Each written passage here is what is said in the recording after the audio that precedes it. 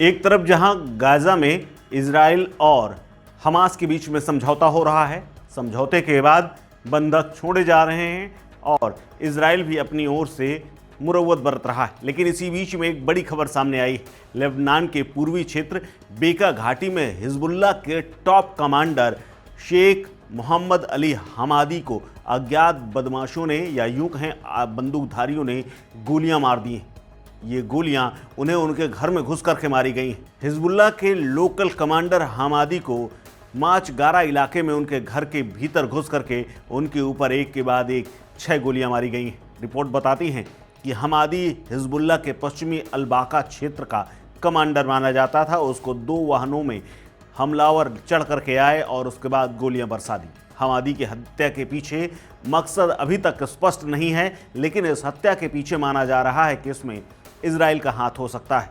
किसी भी समूह या किसी व्यक्ति ने इस हत्या की जिम्मेदारी नहीं ली है, लेकिन शक इजराइल पर जताया जा रहा है। टाइम्स ऑफ इजराइल के मुताबिक हमादी को तुरंत नज़दीकी अस्पताल में ले जाया गया, लेकिन वहां पर उन्होंने इलाज से पहले ही दम तोड़ दिया।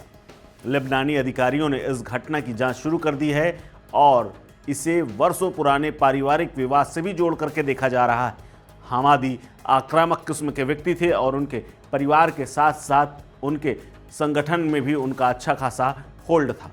हमादी दशकों से अमेरिकी सुरक्षा एजेंसी FBI की मोस्ट वांटेड लिस्ट में शामिल थे और एक हाई प्रोफाइल आतंकवादी हमले में अपनी संलिप्तता के लिए कुख्यात रहा है।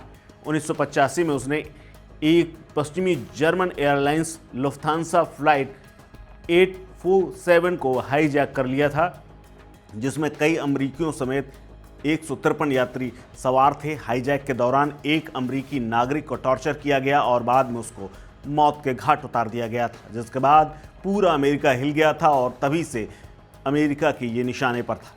मौजूदा वक्त में जो घटना हुई है उसके बाद इजराइल और आसपास के देशों के साथ एक बार फिर से संबंध गर्म हो गए हैं और दुश्मनी बढ़ने की उम्मीद है, क्योंकि एक तरफ जहां अपने बंदूकों को छुड़ाने के लिए इजराइल लगातार हमास के साथ बातचीत कर रहा था और 3 बंदूकों को हाल ही में छोड़ा भी गया था, लेकिन अब इस नए घटनाक्रम के बाद मुश्किलें बढ़ सकती हैं। आपको बता दें, इजराइल और हिजबुल्लाह के बीच बीते 60 दिनों से प्रारंभिक तौर पर सीज फायर के नाम पर समझौता होने वाला था और 60 दिन का ये जो समझौता है जल्द ही खत्म होने वाला था। इस समझौते के तहत इजराइल को 26 जनवरी तक दक्षिणी लेबनान से अपनी सेना हटानी थी, जबकि हिजबुल्लाह को लितानी नदी के ऊपर से पीछे लौटना था। लेकिन अब नए संघर्ष की शुरुआत इस हत्या के बाद हो सकती है। इस संघर्ष ने अब तक करीब 12 लाख से ज़्यादा लेबनानी और 50,000 इजरायली नागरिकों को अपना घर छोड़ने पर मजबूर होना पड़ा था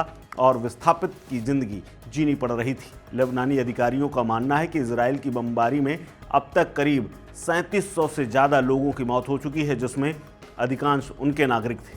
वहीं इजराइल में 130 से ज़्यादा लोगों की जान जा चुकी है।